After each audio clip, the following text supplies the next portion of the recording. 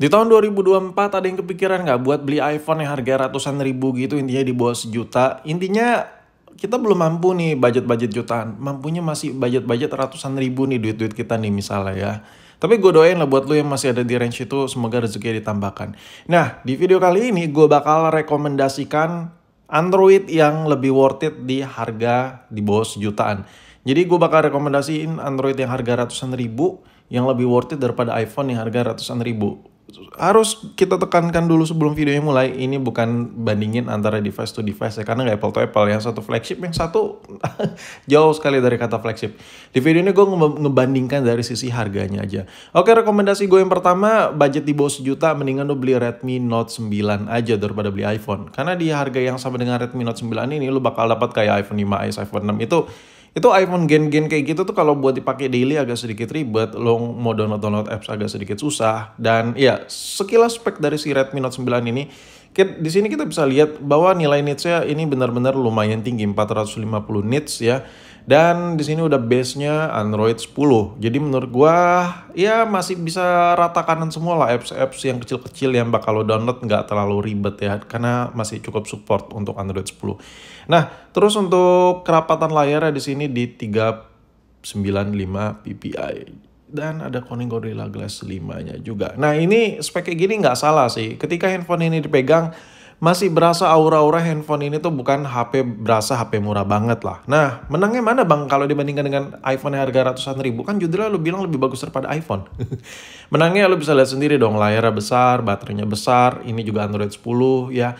Jadi kalau buat download apps, ini masih lebih leluasa daripada iPhone yang harga ratusan ribu yang udah ribet banget ya. Lu download ini, download itu, semua sudah terlimitasi dengan iPhone yang murah meriah itu. Tapi tidak terjadi dengan Android yang satu ini. So, poin-poin kayak gitu yang gue sebutin itu gila banget. Itu udah ngehit iPhone banget. Nah, untuk kelebihan base-nya lagi, kalau dari sisi hardware, baterai performance-nya lebih gila daripada iPhone.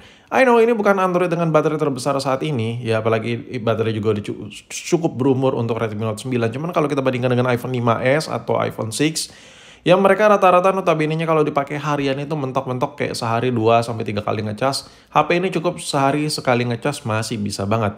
Nah, ngomongin soal kamera performanya, kalau kita adu untuk video recording ya plus minus lah, kadang iPhone lah ya, tapi gitulah ya. Tapi untuk hasil fotonya, ini fiturnya jauh lebih lengkap. Sedangkan kalau lu pilih iPhone harga ratusan ribu, anjir, lu kayak, gue ngapain ya? Gue buka kamera ngapain ya? Karena menunya gitu-gitu aja dan gak leluasa yang bisa lo lakuin dengan kamera iPhone harga ratusan ribu. Next, rekomendasi gue yang kedua adalah Samsung Galaxy A04e. Ini gen yang lebih baru daripada Redmi Note 10 tadi ya.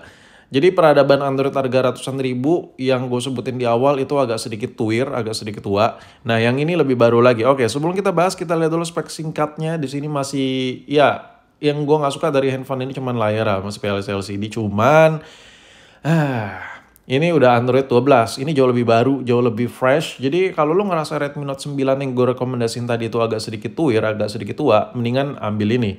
Ini lebih baru Android 12. Cuman ada kalahnya sedikit dengan si Redmi Note 9 tadi, yaitu dari spek layar ya. Lo bisa lihat sendiri, ini kerapatan pipi di 270 ppi. Di sini nggak dijelasin juga skor nitsnya, kecerahan layar berapa. Cuman dari pengalaman gue pakai kedua handphone ini antara si Samsung Galaxy A04 dengan si Redmi Note 9, jauh lebih enak layar si Redmi Note 9 kemana-mana dibandingkan di Samsung Galaxy A04 ini. Cuman dari sisi spesifikasi bawaannya, handphone ini kalau kita lihat dari datanya lebih fresh, lebih baru. Nah, menangnya di mana bang? Kalau dibandingkan dengan iPhone yang harga ratusan ribu, jelas menang kemana-mana. Kalau kita bandingkan dengan iPhone yang harga ratusan ribu, kita lihat dari masalah desainnya dulu. Desain handphone ini udah bukan single lens lagi, lensanya udah double. Nah, kalau lensanya udah double, berarti udah banyak banget yang bisa lo otak-atik dengan kamera ini. Ya, jadi kalau iPhone udah tua, lensnya cuma satu, itu boring banget. Lo buka kamera gitu-gitu aja. Dan handphone ini jauh lebih baru dibandingkan iPhone. Jelas untuk memakai jangka panjang, handphone ini menjamin lo untuk pemakaian gak bakal ada masalah yang berarti. Kalau iPhone tuir biasanya kayak wifi lemah, sinyal bermasalah, kadang fokus kamera kurang, baterainya boros bingits. Itu hal-hal yang lo pernah terjadi kalau lo pilih iPhone. But this is the new one. Ya, jadi ini sesuatu hal yang lebih fresh menurut gua. Jadi kelebihannya handphone ini baru. kalau lu tanya dibandingkan iPhone. Nah, kalau ngomongin performa kamera gimana? Kamera jelas dong. Yang satu yang di sono tuh cuman 1 biji ya. Yang ini lensanya udah 2 biji. Jadi kalau lu nanya fitur kamera jauh lebih lengkap. Cuman kalau dibandingkan dengan Redmi Note 9 tadi, gue lebih prefer ke Redmi Note 9 tadi meskipun lebih tuir.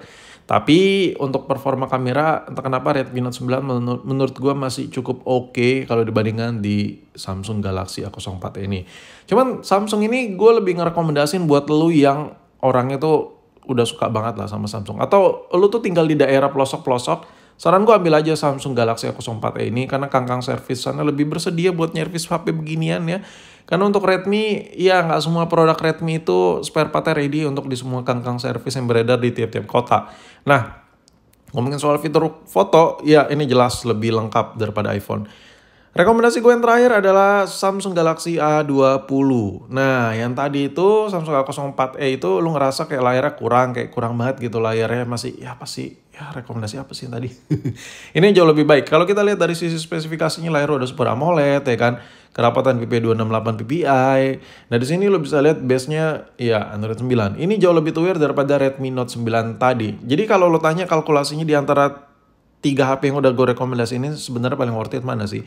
Gue lebih saranin lu ambil Redmi Note 9 sebenarnya. Cuman buat lu orang yang nggak mau ribet kalau HP kenapa-napa dan mau servis itu murah, ambil Samsung Galaxy A04e ya, karena layarnya belum AMOLED. Kalau ganti tuh cuman ratusan ribu layarnya dan itu udah pasti rapat di frame-nya karena base-nya udah bukan AMOLED.